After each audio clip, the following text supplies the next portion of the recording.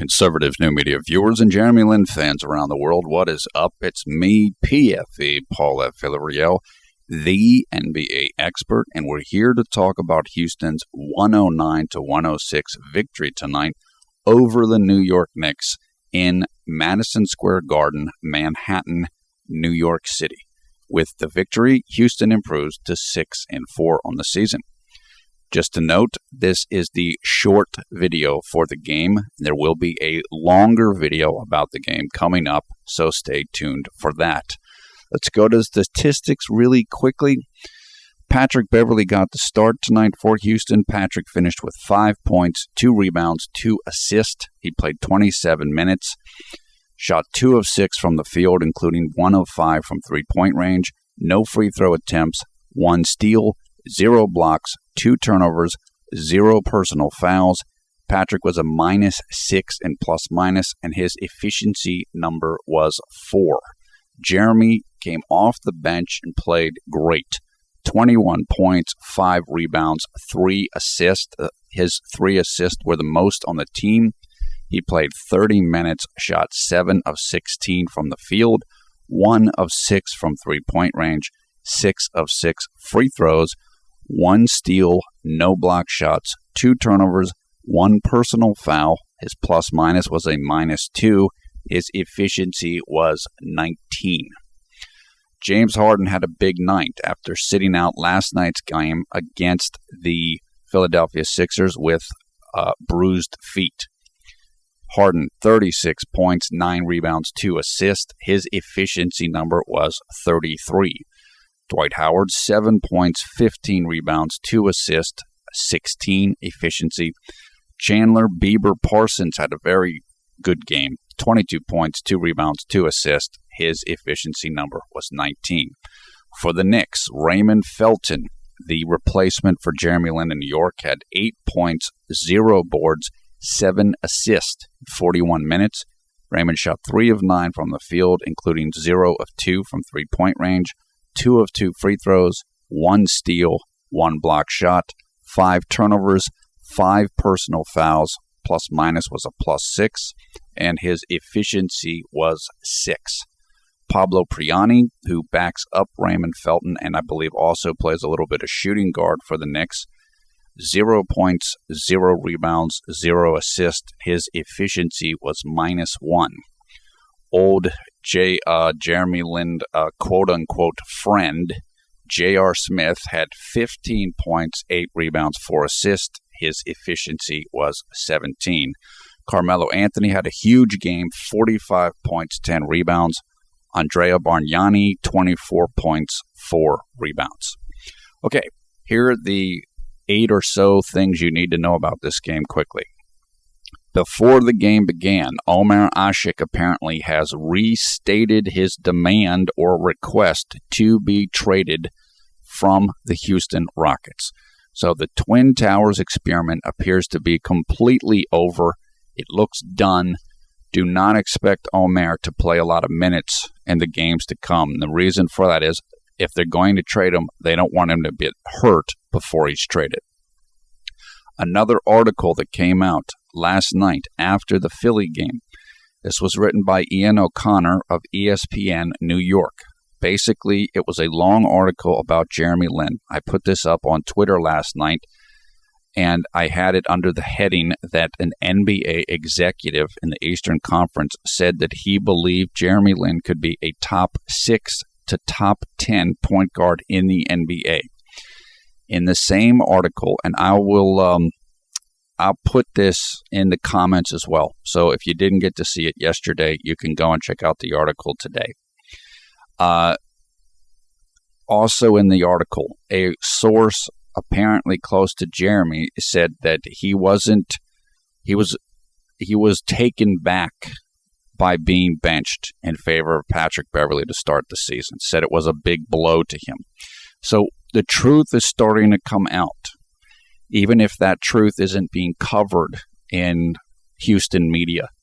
Now Jeremy's doing the right thing, and he's being a good teammate about this and doing the things that the coaching staff wants him to do. But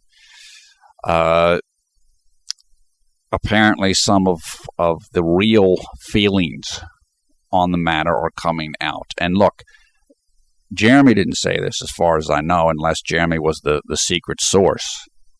So you can't blame Jeremy for this coming out. And people around Jeremy, if they talk to media people, well, they're probably going to say how they really feel about it, or maybe how Jeremy might have felt about it. So this isn't Jeremy's doing what he needs to do. He's taking this as professionally as he can, and that's good to see. But that information now is out there. Kevin McHale was again fair with Jeremy's minutes tonight, as he was in the last two games, against Toronto and against Philly.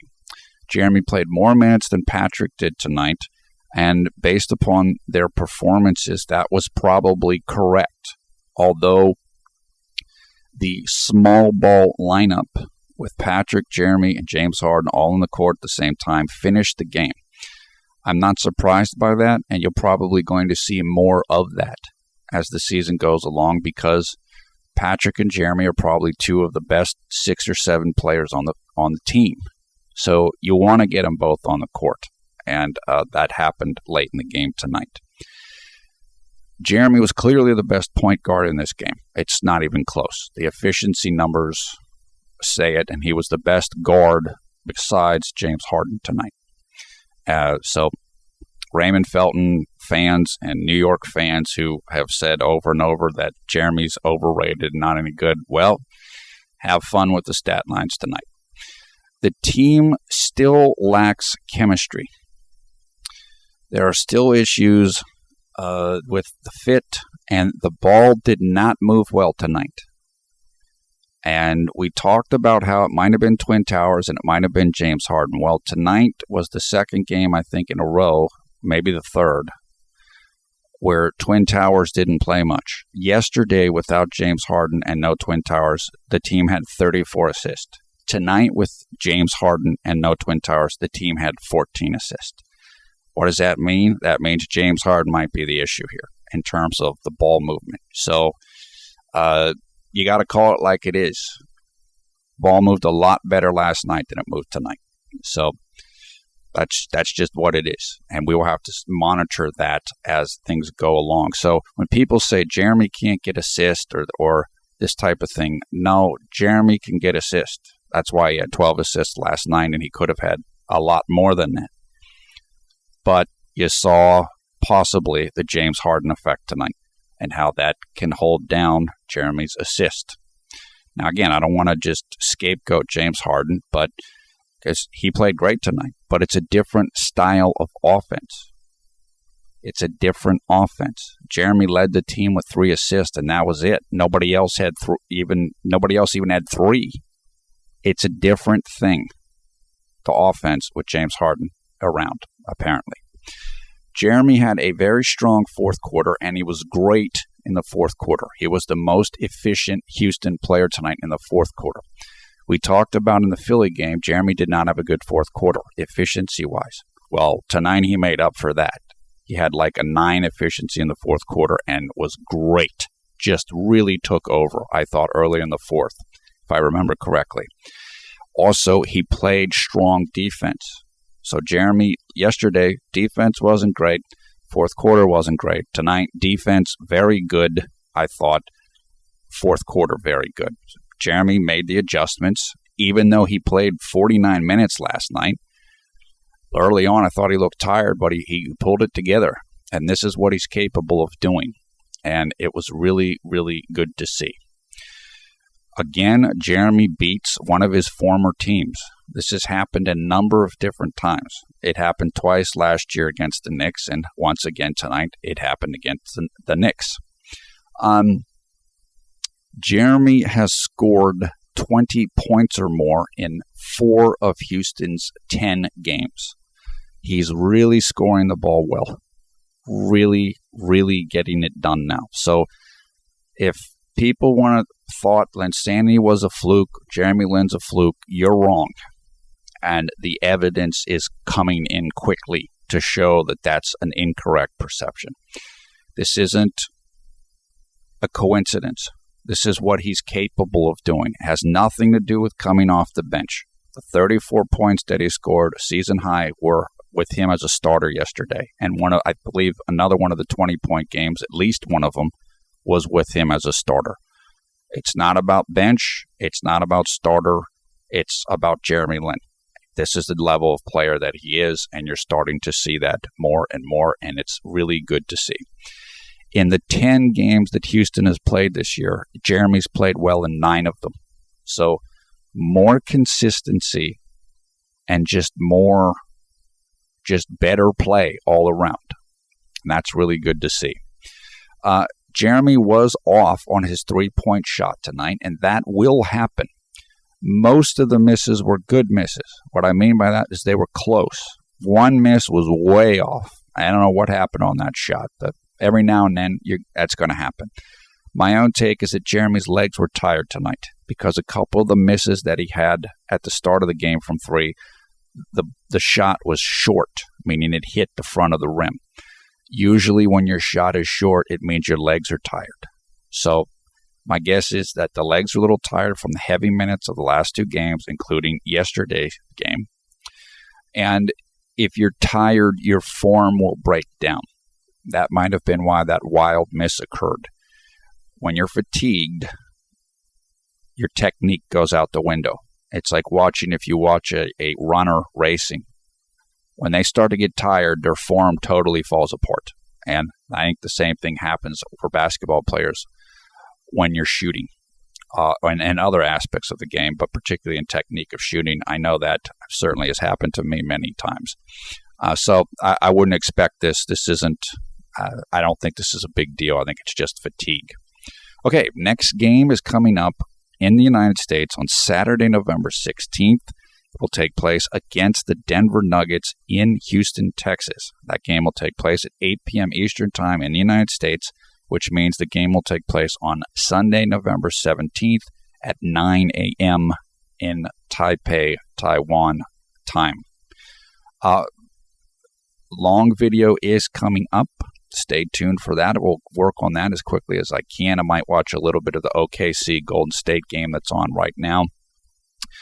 It is currently 11:43 p.m. on the East Coast of the United States on Thursday, November 14th, 2013, which means it is 12:43 p.m. on Friday, November 15th in Taipei, Taiwan. Thumbs up, thumbs down, your comments below. Oh, well, let me say one other thing in this. Jeremy had 2 dunks in this game, which might be a career high. It was pretty sweet. The dunks were nice. One of them was a blow-by.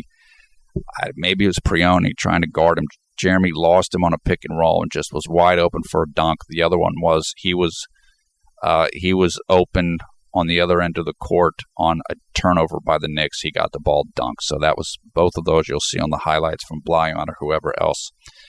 Your comments below. Come and join us on the CNN Facebook group. Come and join us on CNN JLin Vids Twitter. You'll find information for both of those things in the video description below the video player. You'll also find information about tonight's game in the video description, including information about highlights, box score, and a game story. Once again, I am PFE Paul F. Villarreal, the NBA expert. Thanks a lot for watching Conservative New Media. We strive to be the #1 JLin YouTube fan channel. Great night. Jeremy triumphant in return to Madison Square Garden. Puts whatever happened last night that was negative out of the picture. Jeremy's doing great, and it was nice for the team to get the win, and we're further along in the Omer Ashik Twin Towers process, and it does appear that Omar will be traded. It's my feeling, and we will see how that works out.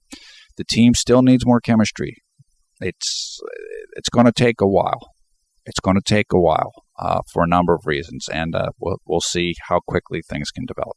Okay, hope you're having a great night, a great day, wherever you are around the world when you're watching this. Take care. We will talk to you again soon.